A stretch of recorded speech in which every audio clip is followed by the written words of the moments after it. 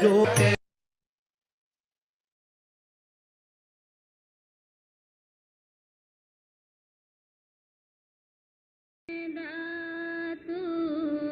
लाल जी की रखपाल जी सारे जगदा वाली आए तेरे दरबार जी चली फर देह खाली मेरे जया ने लखाते हजारा लखाते हजारा मैं बीता खड़ी सतगुरु तैनु पुकारा तैनु पुकारा मेरे जया तैनु लखाते हजारा लखाते हजारा मैं बीता खड़ी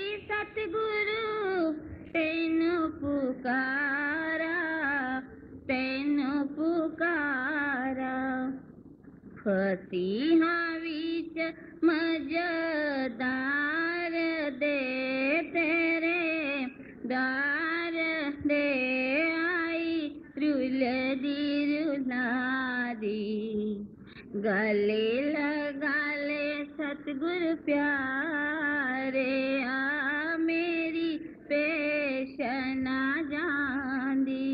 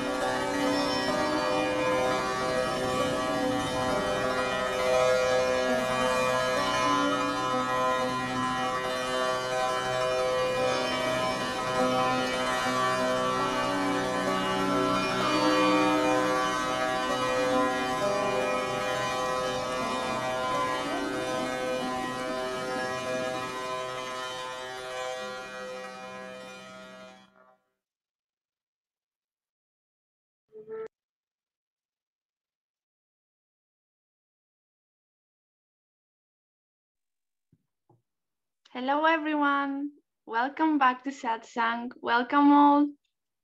We are all back after 3 days full of beautiful celebrations, so much bliss and so much intoxication and love. It was a beautiful party.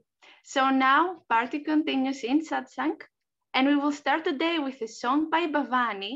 Title is I Pray That You Guide Me. Then we have an introduction by Michael, and then we have talk by Greg Leville. After that, we will meditate for 5 minutes and we will watch Master's video on YouTube. And finally, we will meditate all together with love and devotion. Let's start. Thank you so much.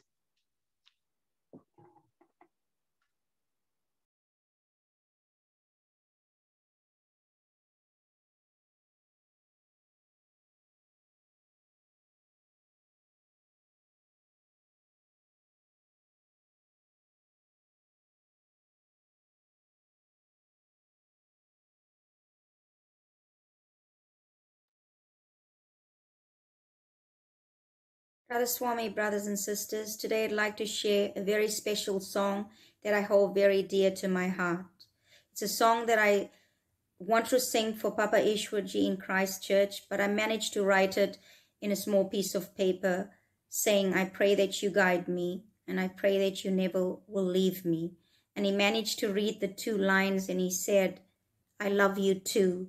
Did anybody hear this? And it moved my heart so much that today I'd like to complete the song in the memory of Papa Ishwar. Thank you so much for giving me the opportunity to serve Papa Ishwarji today. Thank you very much. I wouldn't complete the entire poem because it's quite long, but I will sing as much as I can. I pray that you guide me wherever I go. I pray you will never leave me. I pray you will stay with me. Oh, great one, you have set me free. Turn my attention to thee. Never a moment I want to leave you. Soak me in thy grace forever. My soul is dancing for you right now. Forever and ever. Love lifts me up to the endless possibilities where peace resides. In the silence, my love story begins. My heart beats with the rhythm of your love. Papa Ishwarji, I behold your holy presence. Oh, Papa Ishwarji, your grace has touched my heart. I've forgotten the world for a second. I was lost in your love. Only to dance with the beloved. I know nothing but your love only exists. Drenched forever, I'm transfixed at the glimpse of beloved Ishwarji. I will never leave you, Papa Ishwar. Whatever comes my way, I pray that you guide me. I pray that you'll never leave me. I pray that you guide me. And I love you too. Radhaswami.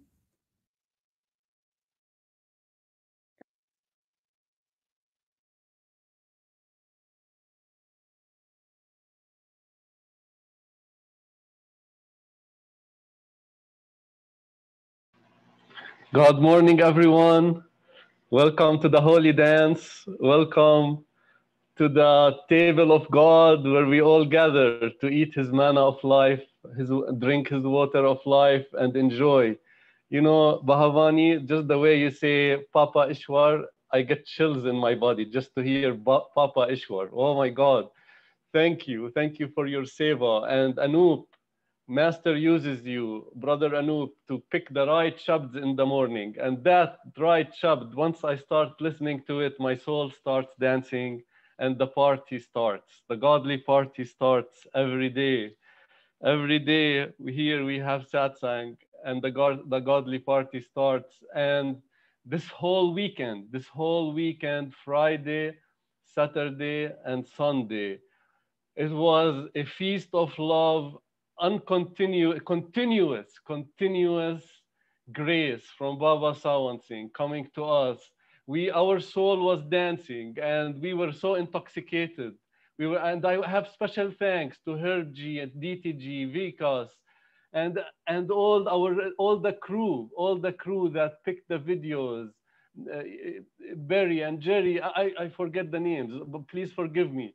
But all the crew that helped make this bandara happen, I have special thanks to all of them and to everybody that intoxicated us with God in them, with the Shabd in them, coming and flowing to the love flowing from their heart to our heart. It was just amazing, amazing. It was a feast of love, a feast of love. We were all like drunk in love, drunk in love. We walked and we still walk. And that continues on every day. Every day we bring the presence of the Lord close, close by thinking of Him, by gathering together all the candles of love in the holy circle of these dervishes, the true lovers of God. We gather in the warm embrace of our beloved, and we feel the presence. And that is just the beginning, as the saints say. You know, when you buy a ticket to go like to Hawaii or Puerto Rico or on vacation, you start the party starts when I buy the ticket. The party starts because I feel like tomorrow I'm gonna be on vacation, or in few days I'm gonna be on vacation. I'm gonna be enjoying. So my soul, my happiness starts before the real thing. And the same thing here.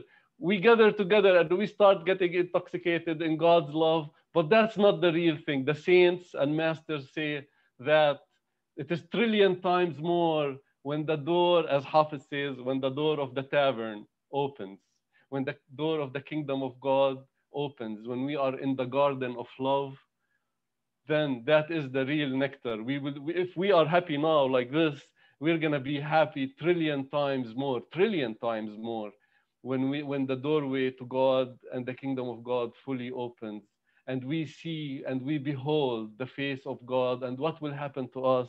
Like Hafiz said in his poetry, he has the wine cup in his hand. He's drunk and disconcerted. Disconcerted and drunk we will be.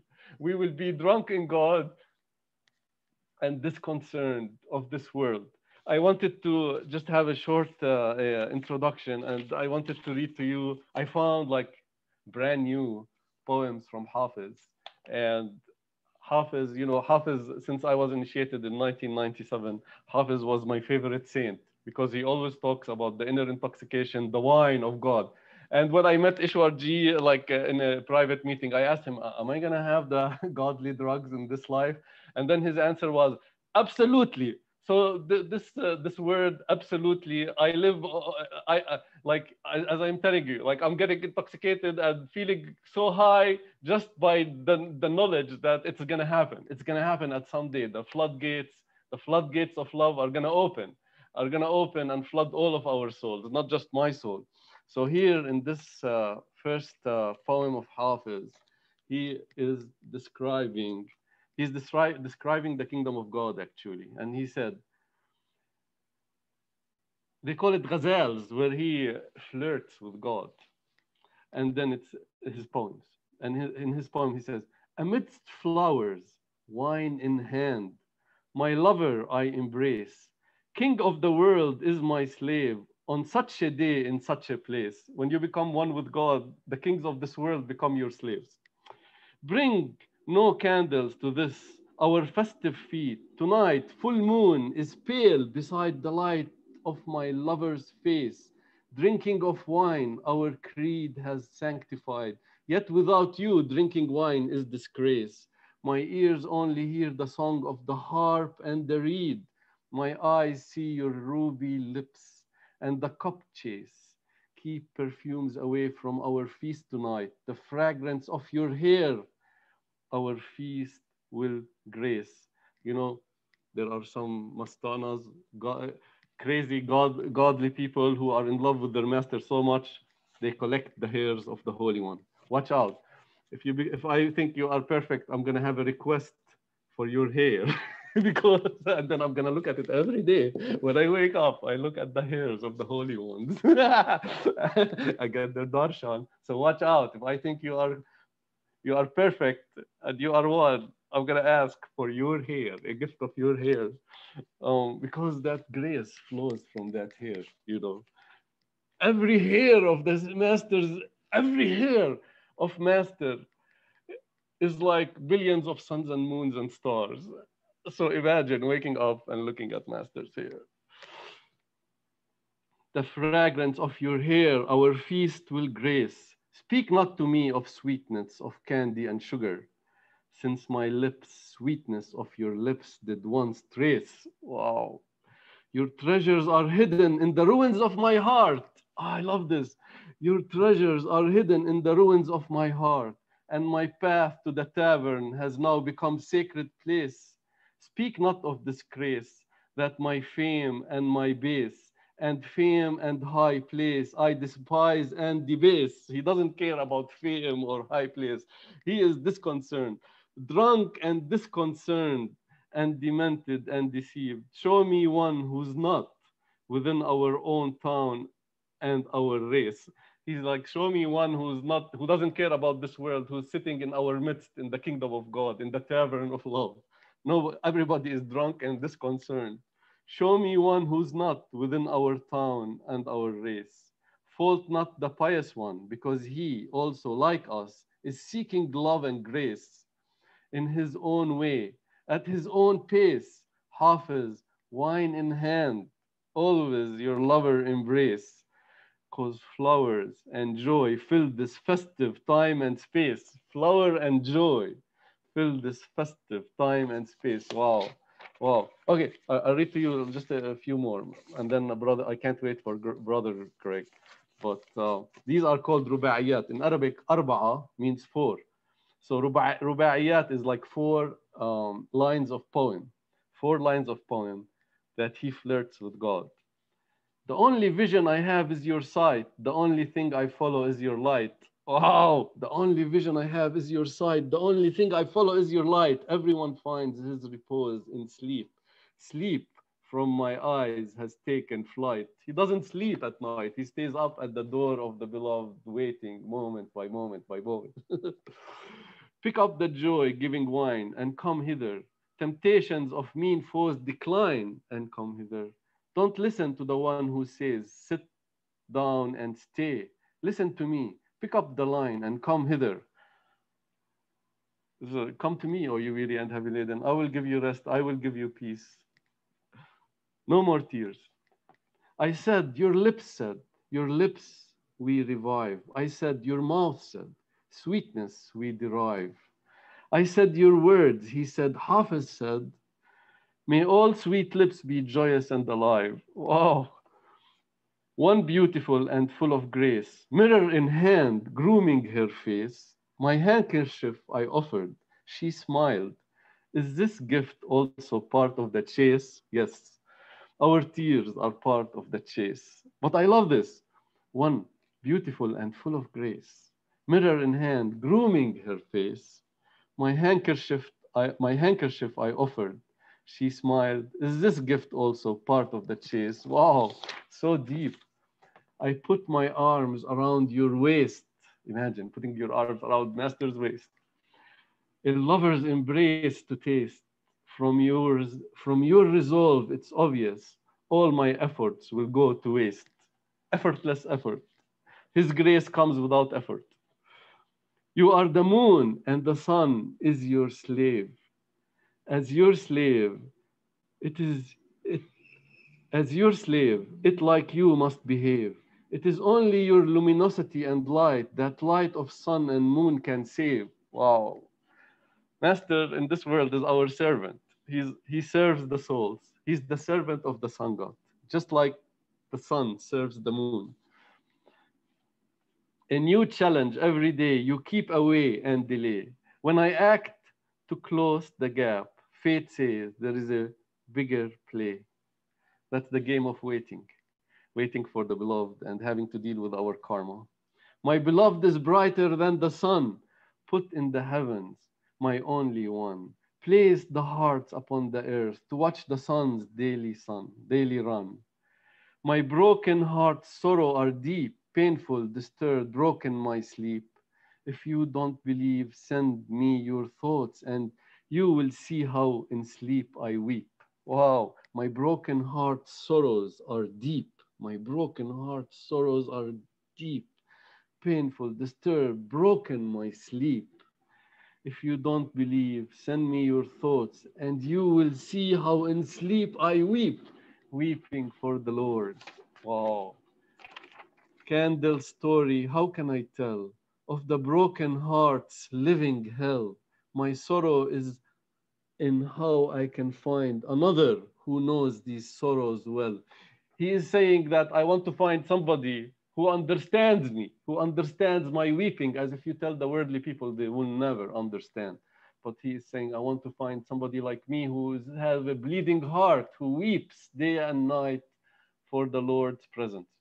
Okay, thank you, Master, for the seva. I can't wait to hear the intoxicating words from my dear brother, Greg. Let's unmute him, Greg. Namaste.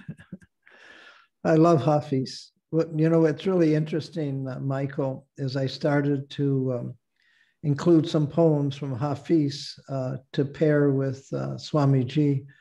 And my intuition said, no, just wait. And here you read some beautiful poems from Hafiz.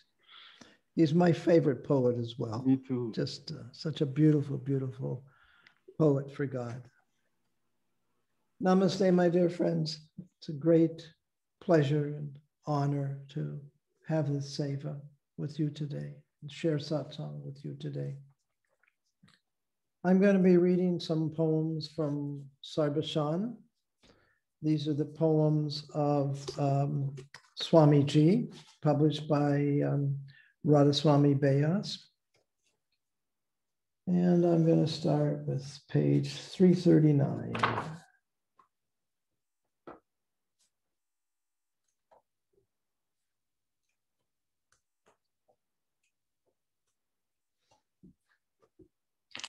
And these are poems that, for the most part, describe what we need to do on the path.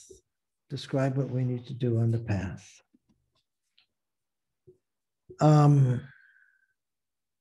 Swamiji was the founder, for those of you who may not know, of Radhaswami. And his guru was Tulsi Das, beautiful, beautiful saint as well.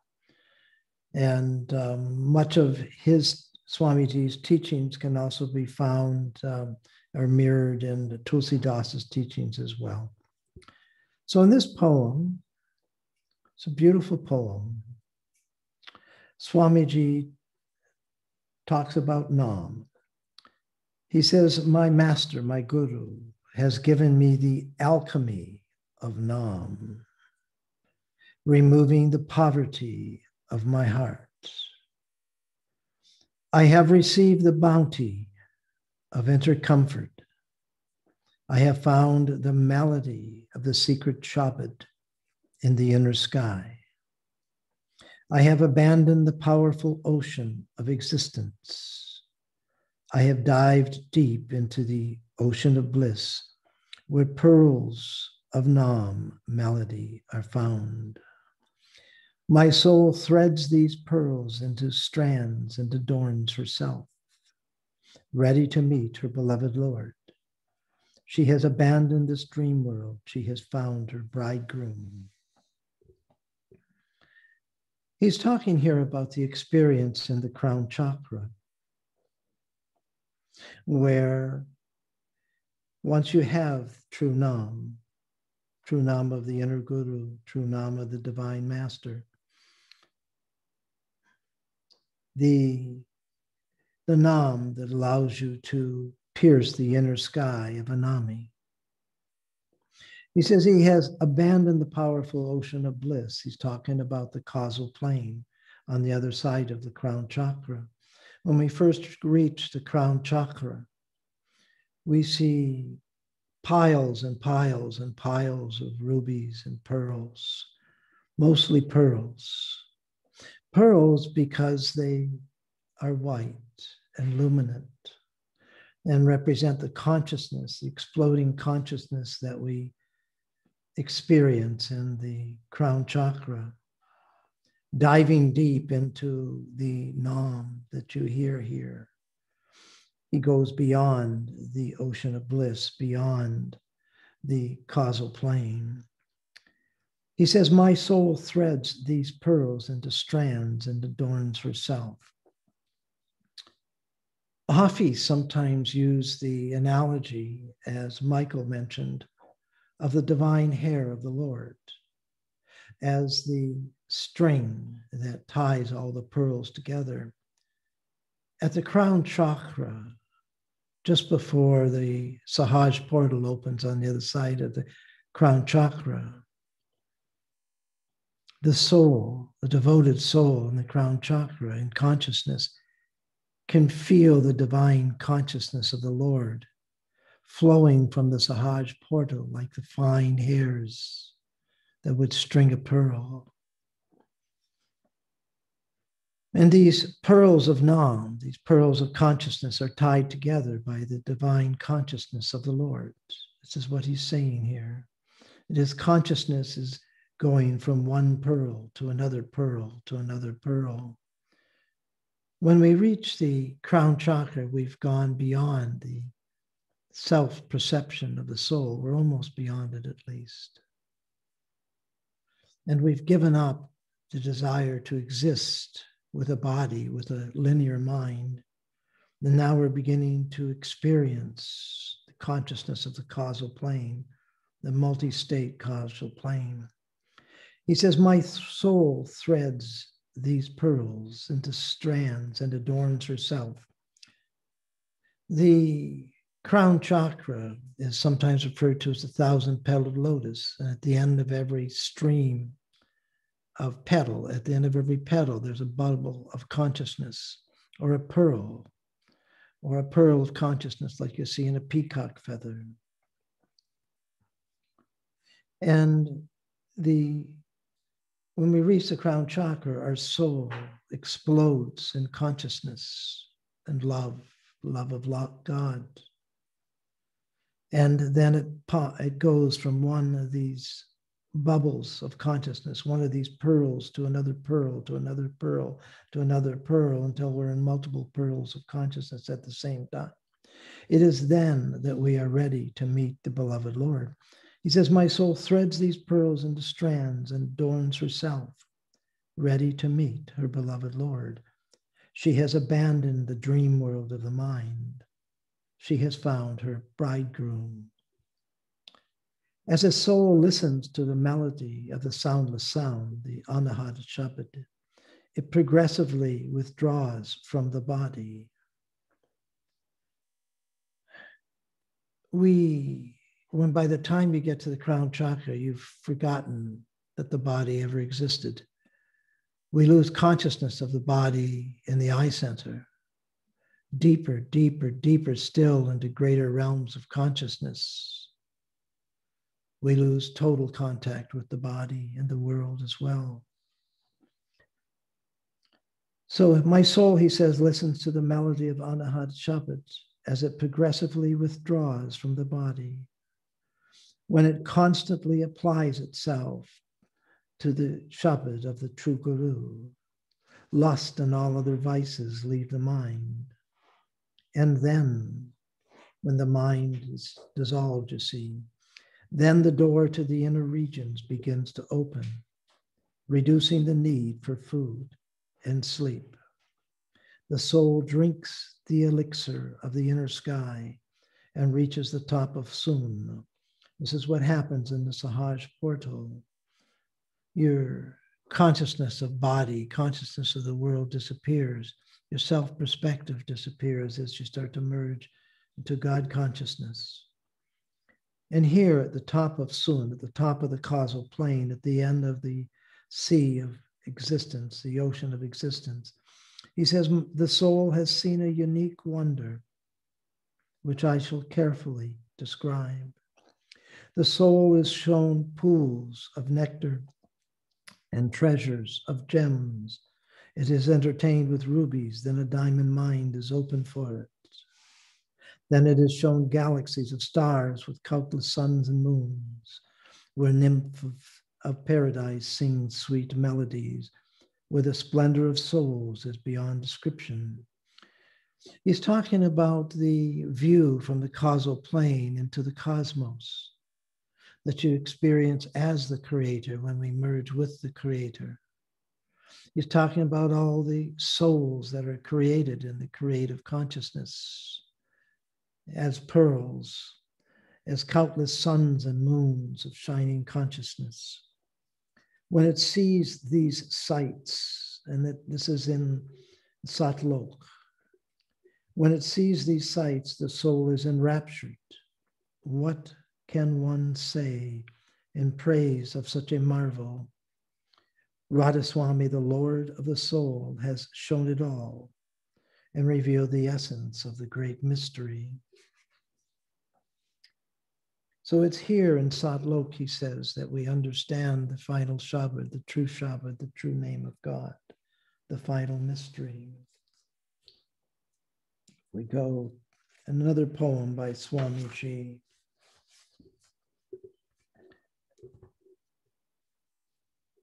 Listen, dear soul, and let me explain. Unique, and he's talking now as Radhaswami, as the Lord of the soul, talking to the soul. Listen, dear soul, and let me explain. Unique and wondrous is my real form, which no one can perceive until I lend a hand. Practice meditation and subdue your mind by holding your sense impulse in check. Raise your soul up through the sky of Trikuti and go beyond to the Tapasun. At the Tapasun, of course, we find the Satlok. He says, here I will show you my form as Sat Purush, the true Lord. And then as the Lord of Alak and the Gam. And beyond them is the stage of the Lord of the soul, Radhaswami, where I am manifest in my own true form. Have patience, he says. Keep the company of saints, and I shall purify you through my grace. I shall not rest till I show you that form. Why are you in such a hurry? Again, this is Radhaswami talking to the soul.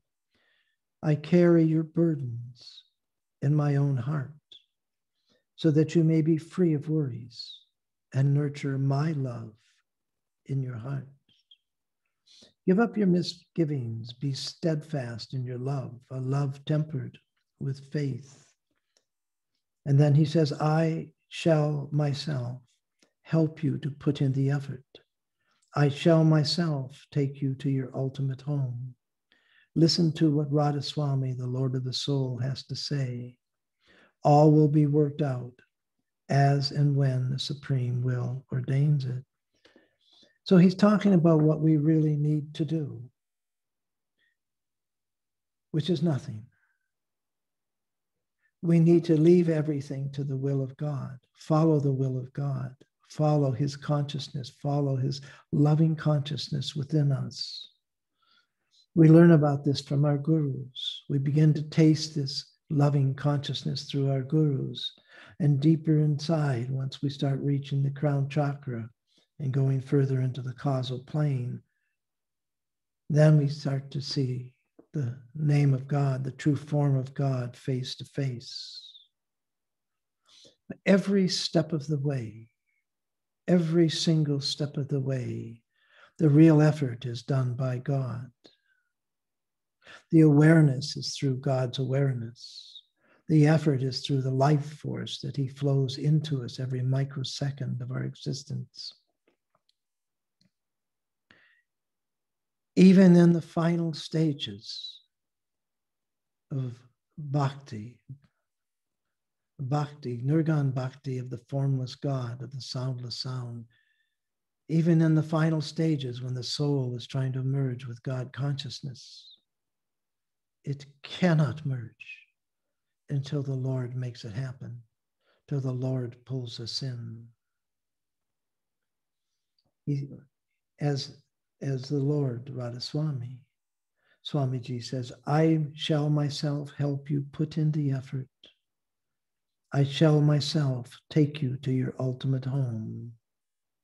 Listen to what Radha Swami, the Lord of the Soul, has to say. All will be worked out as and when the Supreme will ordain it.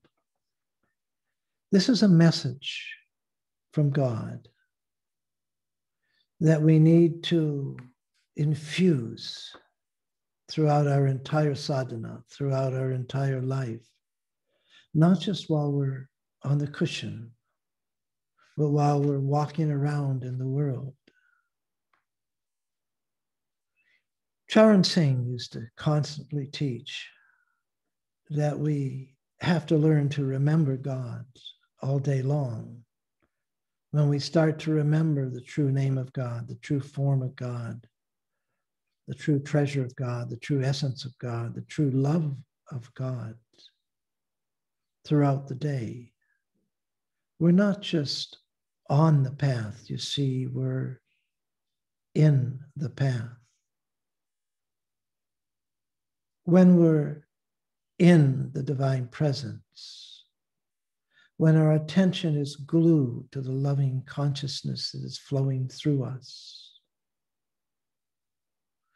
when we can feel the blessing of God, the grace of God, the will of God, the maj of God, every second in our life. And when we want nothing more,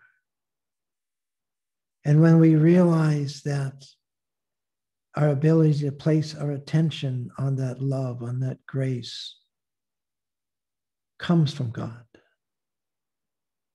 When we realize that our awareness of that grace, our awareness of that love, our awareness of the blessing, the miracle of life, when we realize that that very awareness not only comes from him, but it is his awareness, then we are in the path and not simply on the path.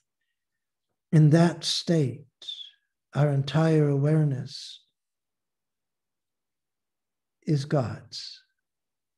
In that state, we often don't even realize what's happening in the world, whether we're on the cushion or walking in the world. It doesn't matter. In that state, the greatest miracles happen, because in that state, we are living in his path. We are living in his maj. We are living in his will. We are living in his loving consciousness. This is what all the great saints have taught us.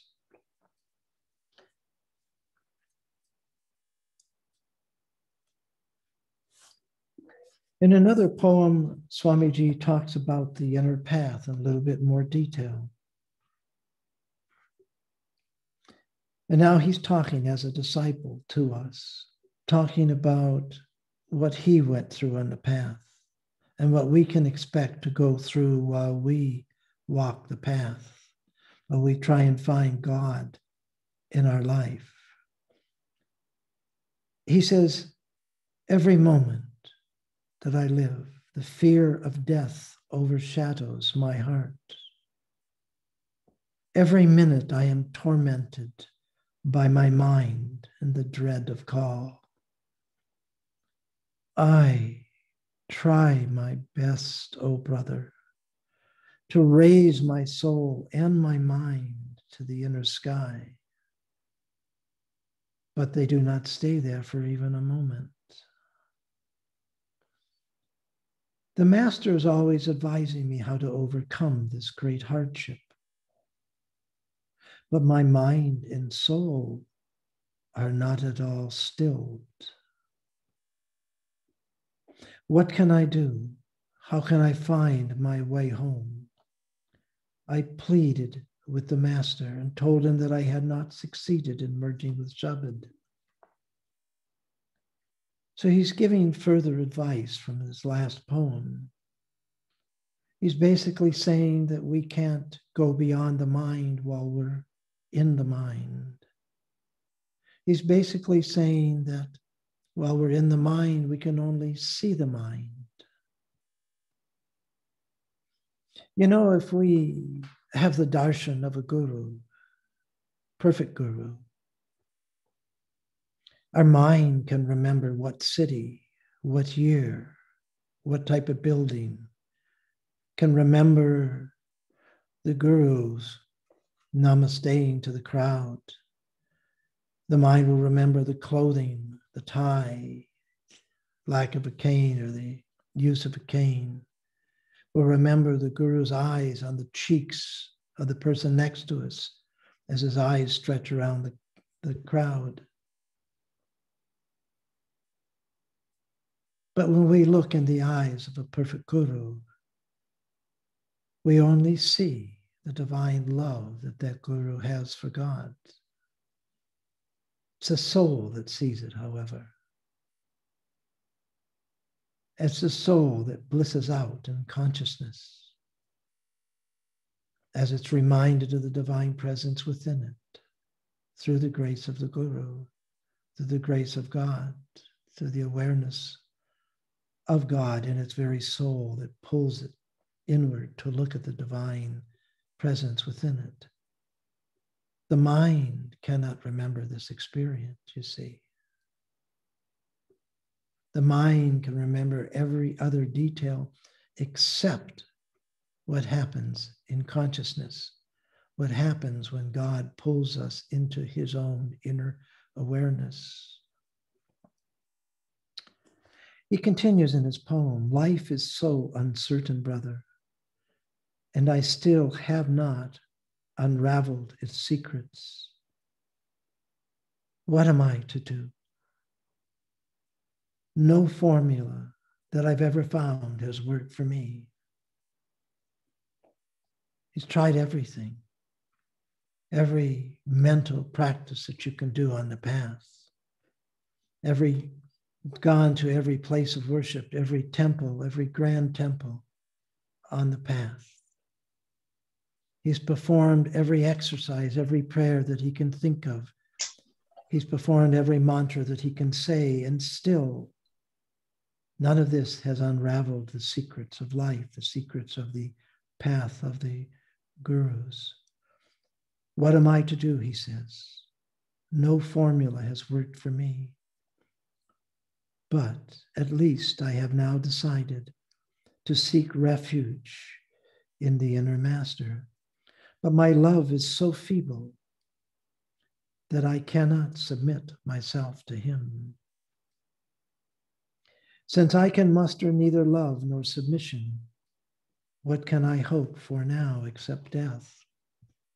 The mind, you see, cannot experience consciousness, cannot experience the loving consciousness of God, of the perfect guru, because the mind cannot stop looking at itself, doing this or doing that. Because the mind cannot stop looking at itself, it's impossible for the mind to surrender. It's thus impossible for the mind to see beyond itself, to experience magnificent, unfathomable, blissful consciousness of God within it. So he pleaded to his master for help, and his master then uttered the following words of wisdom. Have patience, O thoughtless one. Why seek death? Repeat the true name of God incessantly with your mind and hold the form of the true master in your heart. If you do this punctually every day, the evil tendencies of your mind will be quelled. If you thus control the monster of the mind using the proper technique, you will finally get attuned to the melody of Shabad. Carry on this practice daily without a break. Attend the master's satsang and keep his company. and your attachment to the world will disappear, and you will begin to enjoy inner communion. Be detached and give up indulgence and passion. Then and only then will your soul rest in the inner sky. Every moment you will enjoy the nectar of the Shabbat of God, the true name of God, and live forever in the Lord's palace. He finishes the poem by saying, put your faith only in the Lord's will, not in your labor, not in your effort. Submit yourself to the Lord of the soul now, and one day he will fulfill the desire of your heart, the secret desires of your soul. Again and again and again in so many of his poems, Swamiji reminds us that it is the will of God and not our effort that takes us inside.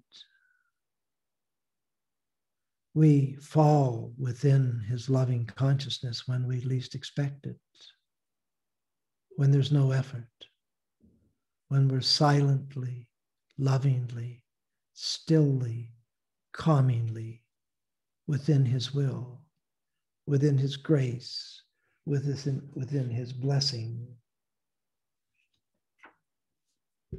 Again, his guru was Tulsi Sahib.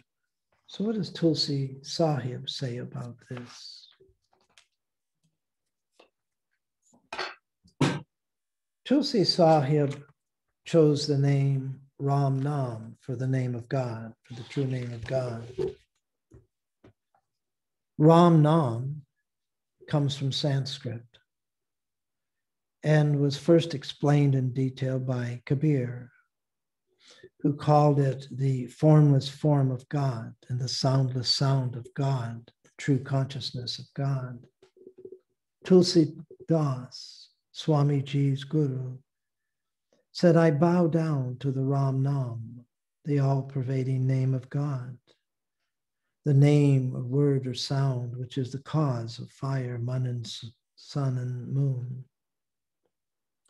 Singing praises of the Ram Nam, the all-pervading word. He states that this is the cause of the fire, the moon, and the sun.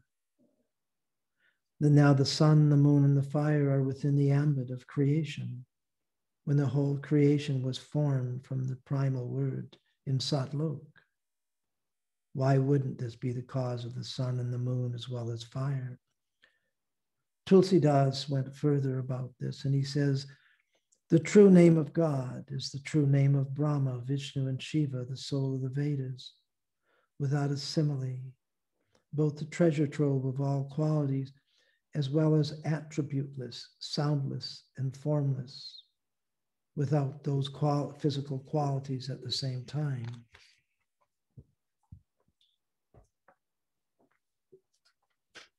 And in the Radha Swami book on Tulsidas, Swamiji's guru, he says, listen, O friend, to the thunderous roar of Shabbat, which reverberates throughout the firmament, water which becomes turbid by relishing earth, gets cleaned of its impurities when filtered, waves of pure bliss emanate from the heart of the soul. When the moss that covers it, in other words, the mental moss that covers it, is removed. Hold the arrow, be still, stretch the bow taut. Fire your aim. The arrow, you see, is the tension of the soul. Fire your aim sharp at the target and pierce the firmament of the sea of existence. The invisible world is contained within the human eye. So say and describe all men of inner knowledge. Behold the heavens within through your astral eye. When that eye is opened, everything stands revealed. The soul in Soon, the top of the causal plane. And again, he's talking about the same region that Swamiji talks about. Will then hear the resounding peals of sound. She will uncover and know the true essence of Shabad in Satlok. They alone, O Tulsi, will know that perfect state, who have seen and experienced it themselves in Satlok. Going back to poems of Swamiji.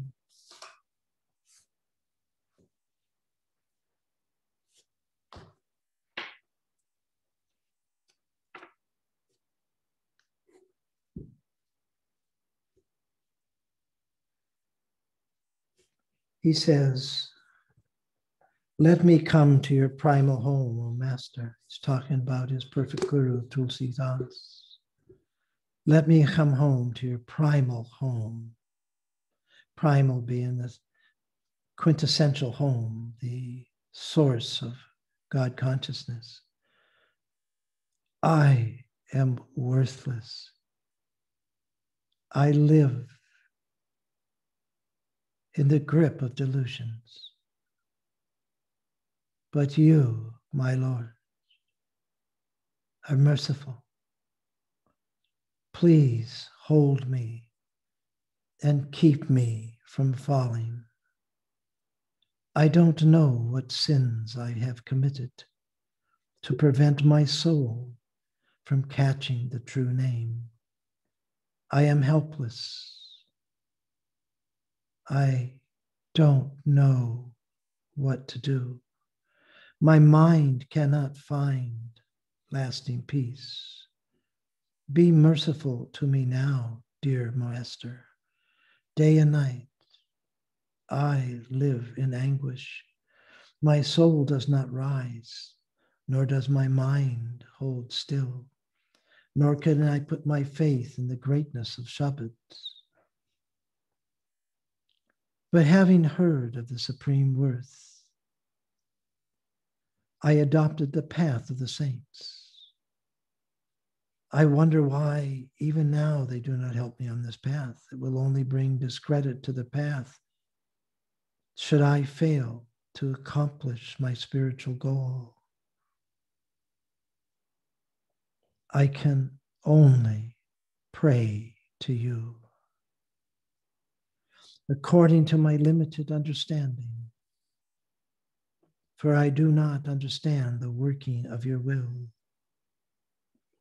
So time and time and time again, I cry out in total supplication, please give me your true name, as and when it pleases you. Radhaswami, the Lord of the soul, the giver of the true name, says anyone who suffers the pain of separation shall be comforted by the Lord, who will pull that soul within him. So again, the secret of the path is not about what we do. It's not about the mental effort that we put into it. It's about our awareness of the divine presence within us, within our guru, within our inner guru, within our consciousness, and in every aspect of our life. The loving.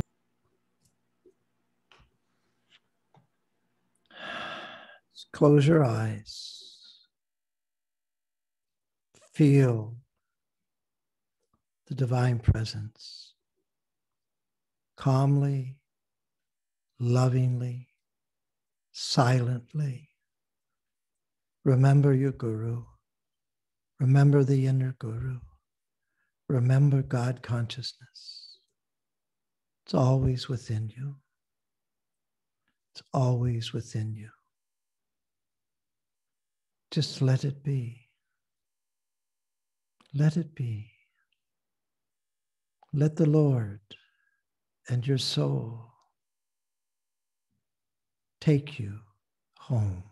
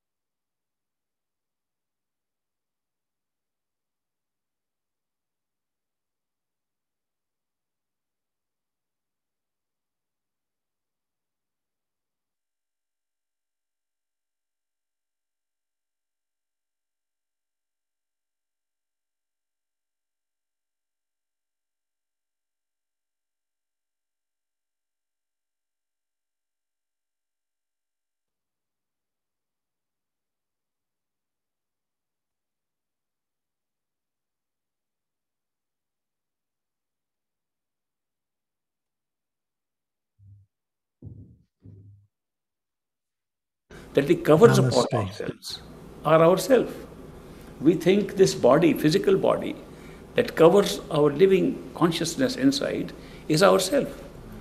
We think that because we have sensory perceptions, because we can see, touch, taste, smell, therefore these sensory perceptions are ourself.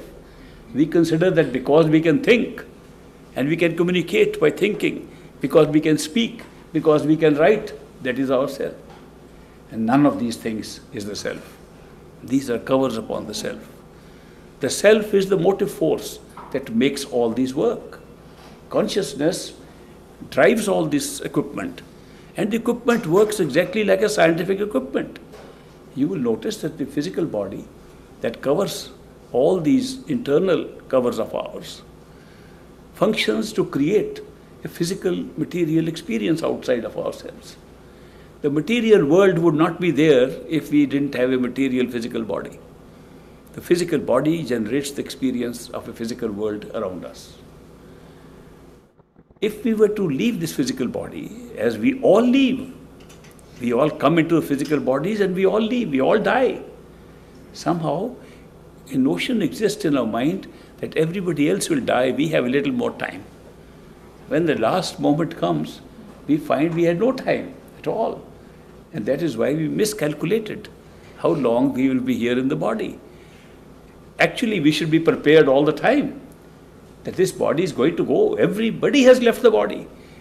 The greatest scientists have left bodies, the greatest masters have left body, great master left body. Nobody kept the body forever. And therefore, to believe that the body is that immortal self that we are supposed to be, that is referred to in all the scriptures, that we are immortal, and to consider a temporary body to be that immortal self is a great mistake. Then if this body is not ourself, but creates the physical experience around us, how does it do that? How does a physical body create an experience?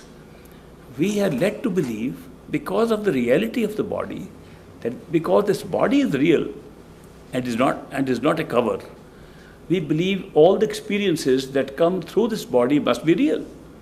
So we take all experiences around us as real. We think the whole world is real.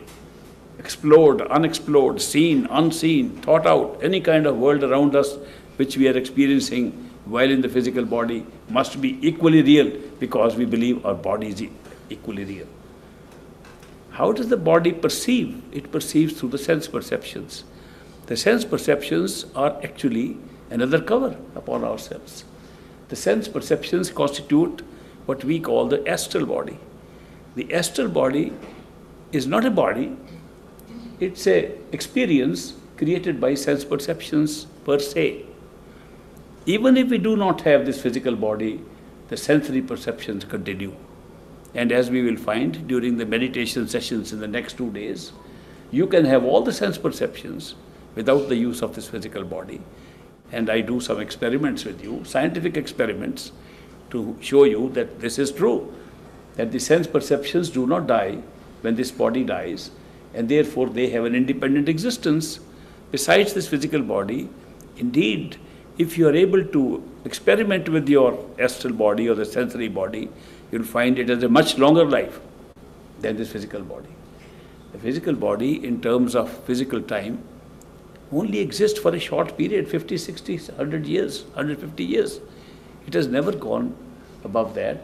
And that's a very small period compared to the cosmic time created in the material around us, where we say this physical universe that we see has been created 14.5 billion years ago in the Big Bang. And when we talk of billions of years of cosmic time around us, and our body has 100 years life, such a small time. I saw in the National Geographic Museum in Washington, D.C., that they made a big clock to show the birth of this universe at 12 o'clock. I don't know if it was 12 midnight or 12 noon, must be midnight, because it's very dark. When the Big Bang took place, they say it was all dark. So the big clock shows that we did not come into being at 12 o'clock. The universe was created as a single cell, as a single molecule, as a single atom of hydrogen. and gradually developed into helium and hydrogen. The sun which we see today has still not been able to go beyond that, and is a collection of hydrogen and helium after 14.5 billion years after the Big Bang. We also find that on that clock, we go right up to 4 o'clock before even the earth is born. The earth is between 3 and 4 o'clock that we see cool down to the level where we are seeing it now. And then upon the earth comes various kinds of experiments like 6 million years of rain, so that all the earth is covered by rain, which was vapor before that. The whole earth is nothing but ocean. When the ocean is interrupted by volcanic activity of the volcanic energy inside the earth, land appears.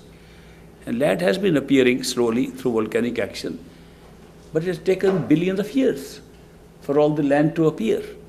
And the land is still less than 1/3 of the total surface of the earth.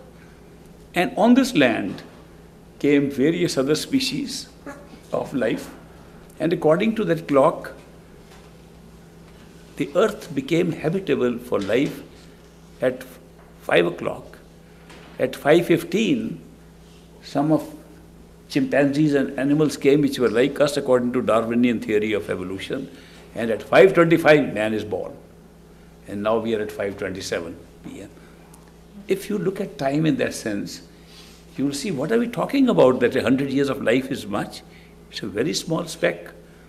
If you really stand on the edge of an ocean beach and see the waves coming in, like a wave comes, throws up an energy and goes away, our life is no more than that.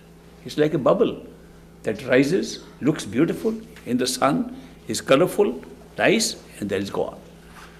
With such a short life, we are assuming that is the immortal self that we are looking for. Is that what has been described in the scriptures? That we are the immortal beings? Obviously, it is no reference to the physical body, which is so temporary. But if we are able to experiment with the astral body, the sensory body, we'll find it is holding experiences that were there way before we were born. And it can be shown to have experiences that will last in a disembodied state when we have no body, even after we die in the physical body. How do you experiment? We do all the experiments with our physical body here, because that's our only reality at this time. We do not see any other real thing except our physical body and the physical universe around us. How can we experiment with something that happens after death, when we don't have a physical body, but the sensory systems still prevail? Can we double check that they do prevail, first of all? And secondly, how do they function? The method suggested by the practitioners of the spiritual science say, the method is simple. Try to follow what happens to a person when he dies physically in his body. You will notice, if you have seen a person dying slowly in a hospital, or any time that you have had occasion to see a person dying, you will notice that the person dies first from the extremities of the body. He cannot feel where the hands and the feet are. Gradually, he doesn't know where the legs have gone, where the arms have gone. The torso is still there. And when the torso also disappears from the consciousness of the person, he can still speak. And then the life goes away gradually upwards from the lowest chakras to the top chakra. When the brain is reached, the head is reached and dies, the body is dead. The body dies in stages. And the body dies in stages which can be easily seen. Now, the mystic practice says, the spiritual practice of science says, why not replicate this process without actually dying? Do we have to really die in order to have that experience? Or can we simulate this experience by a practice? So they said that there's a very good practice available to us because of a special talent given to all human beings called the talent of using our attention, human attention. Human attention is that part of consciousness which we can manipulate and direct wherever we like. We can put our attention on one particular thing. We can shift our attention, move our attention. Now this capacity that human beings have to place their attention where they like. You want to read a book, you can put your attention on the book and the book becomes intelligible. You want to listen to music, go to a concert, you put your attention on the musicians, on the concert, on the drums and the other instruments, and you pick them up and enjoy them. It is the movement and manipulation of the attention that is giving you all these experiences. Since attention can be moved from one place to another, the spiritual science says, why not withdraw the attention to your own self within the body at one point? Why not withdraw the attention, if you can move it, locate it inside the body at a place which would die last in an actual death of the physical body, and that would be the brain. Why don't we use the power of moving our attention to figure out that we are in the head, we are sitting in the middle of the brain, and draw all the attention there. If we are able to do that, what will happen? Experiment, practice it, do a scientific experiment that if you draw your attention behind the eyes and hold it there, what happens? You will see that soon you will not know where your hands and feet are. Then you won't know where your legs and arms have gone. Then you will know that the torso is also disappearing from your consciousness. Eventually you'll be released from the experience of the body, and suddenly you'll find you are still there with a different body, with the same sense perceptions, stronger sense perceptions than you ever had. This is almost calling, the whole experience can be called dying while living. We are still living, but we're having the same experience we would have if we were to die. And this is a scientific experiment that anybody can do, that you can withdraw your attention behind the eyes into the head and stay there till you become unconscious of this body. If you become unconscious of this body and you still retain consciousness of yourself, obviously there's something more than this body that you can call the self. What next? If the astral body or the suksham sharir or the fine body, which consists of sense perceptions but does not consist of any matter, if that body functions by itself, can it move around? You'll be shocked to find that body has more mobility than you ever had here. You cannot even obtain that mobility by traveling first class in a plane, which you can do with that body. You can fly where you like. You can fly within this world. You can fly in this universe. You can fly to any galaxy of this universe. You can fly beyond to galaxies not discovered by science yet.